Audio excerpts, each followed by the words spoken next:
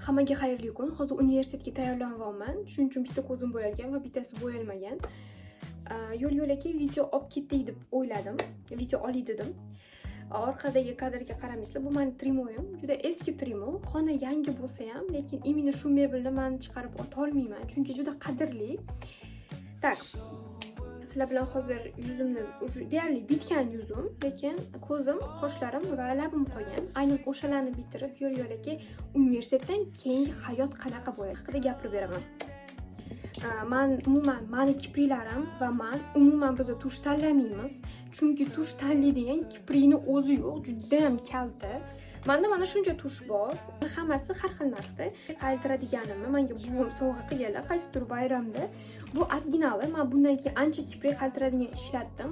Sinib qiyshayib qoldi. Bu qimmatroq. Men hozir aytaman, buni 2022-yil menga sovg'a qilgan bo'lsalar, hozir 26 va men buni почти 4 yildan beri ishlatayotgan ekanman. Asosiy mavzuga o'tadigan bo'lsak, universitetdan keyin nima qilaman va rejalarim qanaqa?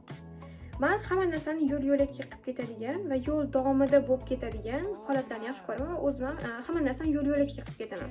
Nimadirda yillar davomida plan qilib va o'sha planga tirmashib va harakat qiladigan qizlar bo'ladi. Yo'q, men hammasini umuman unaqa bo'lmaganman ham. Hatto ishonsangiz, universitetga men pedagog bo'laman deb, o'qituvchi bo'laman dedim. Tayyorlanayotgan vaqtimda o'qishga topshirishga примерно 3 oy qolganda men yo'nalishimni jurnalistikaga o'zgartirib olganman, teleradioga. Yo, men buni kameraga qarab surolmayman, borib surib kelaman. Men ko'zimni bo'yadim, lekin unaqa bilinmaydi menda. Orada qoshimni ham tarab oldim. Bo'yab o'tirman qanday bardaqliga. Ishonsangiz agar, men sizga hozir bitta narsani ko'rsataman. Mana shu bardakni ham ertalab qilganman-da. Bu yerda nima kiysam ekan? Shim kiysam ekan? Yubka kiysam ekan? Baribir bu o'ylaganimda bittasini ham qilmasam kerak. Qalam menda Proransdan labizni unda chiqarib bo'ydigan bo'lsangiz, men pudra maslahat bermayman. Nimaga pudra qilishadi tushunmayman. Chunki bilinib qoladi. Realni chizilgan lab bilinib qoladi. Men hozir semirganman, shunga labim kichkina ko'rinadi. Oldin ozg'inligimda og'zim katta ko'rinardi, labim katta ko'rinardi. Даже ishonsangiz agar, mana shu YouTube ga video qo'yisham, menda yo'l-yo'lakay keldi. Menda YouTube kanalim bor, lekin u o'zbekcha emas. Davay o'zbek tilida ham video qilay dedim. Videoni men yo'l-yo'lakay olib ketdim. Balki bu ham qachondir xohishim o'lib qolsa, agar tashab ketaman yarim yo'lda. Agar ja o'lmasa, поддержка qilsanglar, davom etib ketadi.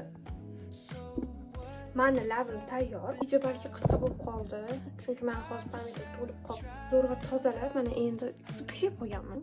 Zo'rg'a tozalab, mana endi videoni qaytadan bosdim.